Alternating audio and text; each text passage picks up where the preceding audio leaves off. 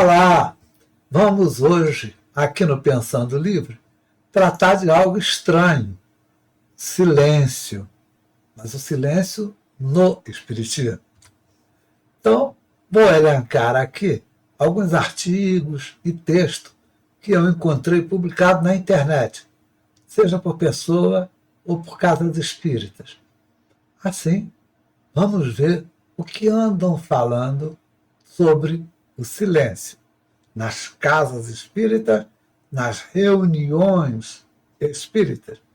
Em cada um deles, eu vou tecer um comentário e fico aguardando o retorno do teu comentário para mim. É livre o debate sobre a pertinência desse tema no movimento atual do Espiritismo. Afinal de contas, isto aqui é a sala de espera de um consultório, onde tem uma enfermeira dizendo fique em silêncio? Ou por quê temos que fazer silêncio? Para quê? Que motivo? E é disso que a gente vai tratar. Primeiro, eu peguei lá no Portal do Espírito. Lá tem um trecho que diz assim: o silêncio da mente é curativo, permitindo que flua do universo cósmico o prana, a energia máxima que regenera células e equilibra os chakras. A criatura que trabalha o silêncio interior acumula mais energia e transfere mais expressão aos seus pensamentos e atos.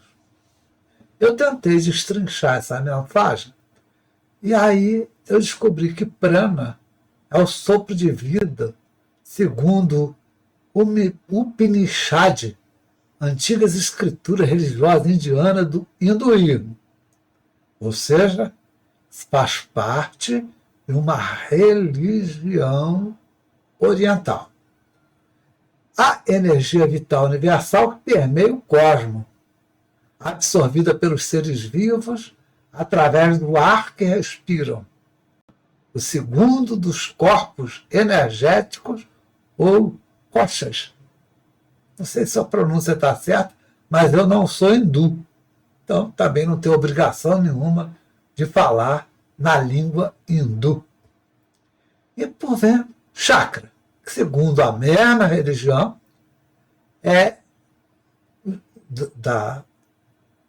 aquilo que centros de força, centros de absorção, de administração da energia no duplo etérico. Bom, o que eu acho disso? Sempre. Não há nesse texto qualquer coisa relativa ao silêncio que venha do Espiritismo. Isso vem do hinduísmo. Então, Portal do Espírito hindu, não é? Mais simples assim. Já no portal da Casa Espírita Nova Era, está falando, olá, espírita frequentador das instituições espíritas. Então, para você que vai num centro espírita qualquer. Como está a ambiência da instituição que você frequenta? Muito silêncio por aí? Sim, porque o silêncio é uma prece, não é? Não, decisivamente não.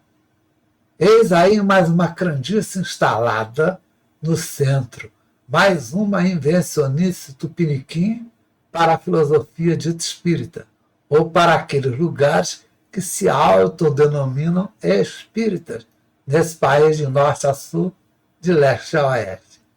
Lá atrás, não sei quem, porque isso não está em Kardec, no máximo os espíritos teriam dito que o silêncio é útil, pois no silêncio põe-se na prática o recolhimento. Teu espírito se torna mais livre e pode entrar em comunicação com os espíritos. Mas voto de silêncio é uma tolice. Isso está lá no livro dos espíritos. Tolice é a palavra que os espíritos ensinam para o Allan Kardec, cara. Você espírito e não sabia? Pois é, esse pessoal da nova era está dizendo para você, rapaz, Você tem que ver o que está falando. Pô. E ele continua. Mas não é uma prece, porque o indivíduo, ao silenciar exteriormente, não necessariamente entra em sintonia com os espíritos desencarnados, e nem está em prece. É qual a causa essencial desse procedimento tutelatório? Impedir, via de regra, a conversação. Pior, os debates, as discussões e a possibilidade de multiplicação do conhecimento a partir de vertentes novas, opiniões e argumentações. Quem assina? Marcelo Henrique, está lá desde 2021. Eu fecho com o Marcelo, o texto dele, dizendo o seguinte: silêncio não é uma prece. Nem mesmo nas reuniões mediúnicas o silêncio é prece. Não confunda uma coisa com a outra. Haja vista que a conversa educada, edificante, esclarecedora, não atrapalha o silêncio do médium em ação de comunicação com os espíritos. Eu nunca fui, mas eu tenho muitos amigos que frequentavam o grupo da prece lá do Chico Xavier. E lá não era silêncio absoluto. As conversas eram baixinhas, ninguém saía gritando, não tocava música alta, funk carioca, nem pensar. Mas silêncio absoluto? Não, só o Chico estava em silêncio absoluto, em perfeita sintonia com os espíritos. Entenderam? No Centro Espírita Mensageiro de Paz e Esperança, ele diz assim, ele abre dizendo da rotina dele lá. Depois, ele descreve como deve se comportar. Isso é, cria uma norma. O assistente na casa espírita, né? Precisamos entender que a melhor maneira de estarmos receptivos é nos mantermos em paz, tranquilos e em silêncio. E, principalmente, refletindo sobre o que viemos buscar na casa espírita. E como nos colocamos para receber essa assistência espiritual nos reservado, certo? Por isso, devemos sempre evitar conversa, fazer uso do celular ou de aparelhos eletrônicos. Dedicarmos esse momento a nós mesmos, buscando escutar o que a espiritualidade tem a nos dizer. Eu entro de sola dizendo, para o pessoal que dirige aquela sala ou aquela casa, o silêncio garante a recepção das ações dos benfeitores espirituais. Mas isso é um contrassenso. Diante da doutrina, claro que é. Por quê? Porque a doutrina afirma estarmos todos, o tempo todo, em contato com os espíritos. Então não é chegando lá no centro, sentando e calando a boca, que os espíritos vão falar comigo. Porque desde que eu saí de casa, conversando com a minha esposa, com meus filhos, conversando com o motorista do Uber, ainda assim os espíritos estão presentes conversando comigo. Eu posso até não estar ouvindo, ou não estar dando atenção, mas eles estão ali. Estar quieto não é esvaziar o cérebro. Não existe isso. Você calar a boca não significa que o seu cérebro não está pensando. Na Sociedade Espírita Bezerra de Menezes, ele começa citando Joana de Ângeles. O detalhe é que vários outros centros falam a mesma coisa, parece um copia e cola, não sei quem copiou de quem. Silenciar é ouvir a si mesmo, é ter consciência de onde estamos e por que estamos ali. É ter consciência que a atmosfera ao nosso redor é influenciada por nossos pensamentos e atitudes, refletindo significativamente nos trabalhos que se realizam. Portanto, nós que fazemos parte dessa casa devemos contribuir para a sua harmonia e bem-estar coletivo. Fiquemos atentos ao que pronunciamos e como pronunciamos. Ouvir a si mesmo é refletir. É introspecção de pensamento próprio. Logo, não está ela se dirigindo ao assistente que busca a casa. Ou seja, eles não estão falando para eu que estou indo lá pela primeira vez. Ele está falando para os trabalhadores da casa, certo? E dá uma lição incrivelmente óbvia. Pô. Só tem harmonia no trabalho quando os trabalhadores estão prontos para trabalhar, pô. E conversa sobre assuntos necessários e pertinentes. Claro, vai começar a reunião mediúnica e o cara pergunta: Flamengo ou Fluminense no domingo? Acabou, pô. Você já tirou toda a possibilidade de aparecer um espírito decente, pelo menos, para falar. Vai aparecer um vascaíno lá, um espírito vascaíno, para falar: nem Fluminense, nem Flamengo vai dar, é Vasco. Pronto. Bagunçou a tua mediúnica. Entendeu? A União Espírita de Piracicaba fala em estimula a conversação edificante. Quando não posso fazê-lo, reserva-se o silêncio discreto, propiciatório e reflexões salutares. De novo, Joana de Anjos, em Celeiro da Benta. Rapaz, pega o livro do Médium, cara. Pega o livro do Médium, cara. Então, meus irmãos, o nosso silêncio é muito importante. Bom, onde está a certeza de que o silêncio é que a espiritualidade, é que no silêncio a espiritualidade nos prepara para sermos atendidos? Quem disse isso? Rapaz, você precisa ler as atas da Sociedade Espírita de Paris. Rapaz, você precisa entender como é que as coisas funcionavam lá no início, para não cair em erros grosseiros, do tipo, não pode nem ligar o ventilador, porque a eletricidade, o eletromagnetismo do ventilador atrapalha a comunicação com os espíritos. Oh, para com isso. Seu debate que ensina a pergunta oportuna, enfim, e a conversa visando a aprendizagem, nunca vamos entender o que está acontecendo numa reunião. Não é para todo mundo ficar fazendo pergunta. São aquelas perguntas oportunas. Faça como Kardec. Leve uma lista pronta. Levante a questão. Ah, mas você é só um assistente. Aí não, né, cara? Aí não. Se você deixar uma plateia de 500 pessoas, todo mundo falar o que quer, é uma balbúrdia, porra. Isso é uma assembleia de sindicato. Não tem nada a ver com uma reunião. Não é? Já na revista Consolador, o Leonardo Mar Moreira dá a opinião dele. O silêncio realmente é uma prece? Na maioria das vezes, a ideia básica da sentença é passar uma mensagem subliminar de que todos devem ficar quietos, calados, sem conversar, para não atrapalhar o ambiente e, sobretudo, o palestrante ou o coordenador dos estudos. Sabendo que os fins não são justificados pelos meios, ainda mais na doutrina espírita. Assim sendo, no centro espírita, a universidade da alma, não podemos considerar razoável a prática corriqueira da utilização frequente das mentiras brancas. De jeito nenhum. A doutrina espírita se fundamenta na fé raciocinada e científica. Logo, ela é uma proposta eminentemente educacional. Se você vê palestras para o deleite dos outros, você está errado.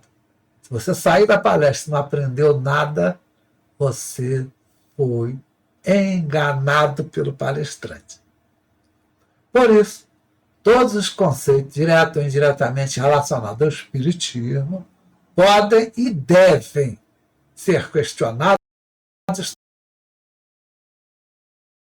estudados, não é berrando, não é gritando, não é esperneando. Leonardo separa bem o silêncio da prece, ou seja, nem sempre há prece quando o sujeito está quieto. Eu posso estar quieto pensando em enforcar um cara. Mandar as pessoas presentes calar a boca não é uma atitude de seguidores de Jesus de Nazaré. Muito menos uma atitude caridosa do verdadeiro espírita. É ou não é? No núcleo de espírita, Raios Luz, lá de Santo André, ele fala que o silêncio E o comportamento individual na casa espírita, é o Branquinho que fala. A maior parte da assistência está no entendimento da mensagem, nas letras da música, na poesia espírita, no silêncio de nossas preces. Em São Paulo, copiando aquela outra das casas espíritas lá do Rio Grande do Sul, todo mundo fala a mesma coisa, todo mundo vai beber na Joana de Anjos. Só que não entenderam a Joana de Anjos. Rapaz, vai beber no Kardec que fica mais fácil de compreender depois a Joana de Anjos. Lógico, óbvio. Primeiro você constrói a fundação da casa, depois você levanta as paredes. Por último, você bota o telhado e aí sim bota uma antena de TV lá no alto. Os espíritos precisam do nosso silêncio para se comunicar conosco? Desde quando? São premissas erradas que promovem ou provocam normas ruins, criam rituais indesejados e um fosso entre os que frequentam a casa espírita, no lugar de conversarem para aprender, para esclarecer, sai de lá mais burro do que entrou. Isso é péssimo, pô. O que busca, aquele que busca o espiritismo, ele quer diálogo, pô. Ele quer atenção, ele quer conversa olho no olho. Se ele não pode fazer nada disso, então é melhor conversar lá com o pastor fala para 10 mil pessoas. Lá, eu já vi até mais, naquela igreja lá do Edir Macedo. Todo mundo calado e ele falando sozinho. Não. O espiritismo é olho no olho, é conversa de pé de ouvido. A FEB em Brasília, ela diz assim, nas regiões mediúnicas, requisito da reunião, união de pensamento, claro, concentração e silêncio respeitoso. E no caso das palestras, a FEB diz, enquanto espera a sua vez, fuja das conversas vazias, que não condizem com os objetivos da reunião. Claro, você vai ouvir o Divaldo fazendo uma palestra e já está do lado de fora falando, será que dá o quê, rapaz? Será que ganha o presidente para fulano ou Beltrano? Não é o caminho, pô. Ali é a hora de falar sobre Deus, sobre Jesus, sobre os espíritos, e não sobre quem vai ganhar a eleição. A FEB bate uma no cravo, uma na ferradura, porque acerta ao pedir ao assistente, enquanto aguarda, para fugir do papo furado. Está certo. Pô. Já na mediúnica, pode ser algo complicado. Cordialidade entre os presentes e silêncio ao mesmo tempo não dá. Cordialidade é conversa, edificante. Somos brasileiros, somos efusivos e muito alegres. Exigir cordialidade com a boca fechada é cruel.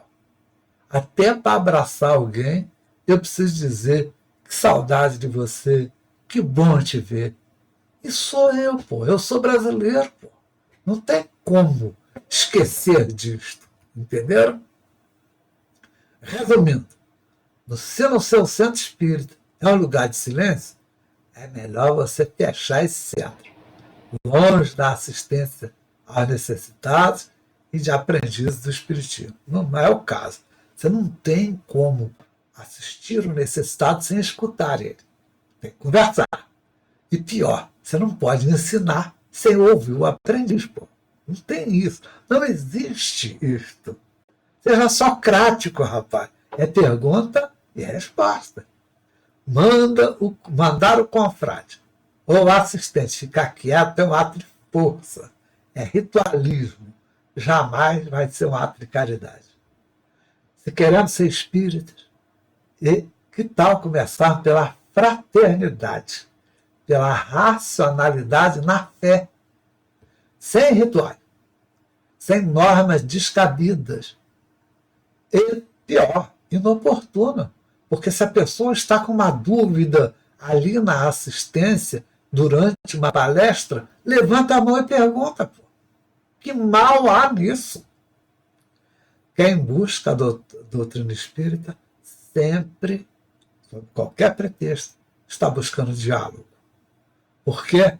Porque é pelo diálogo que você esclarece no espiritismo. É besteira falar que são as apostilas, são os cursinhos disso ou daquilo. A leitura, não, não, não, não, não, não.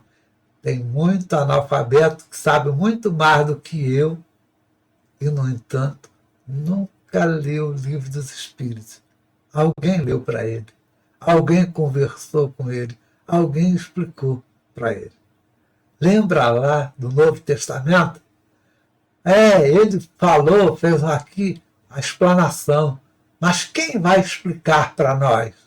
Está lá, isso é bíblico. Aí você vem no Espiritismo e diz assim, ninguém aqui vai te explicar não, cala tua boca ou escuta, quando terminar você vai embora.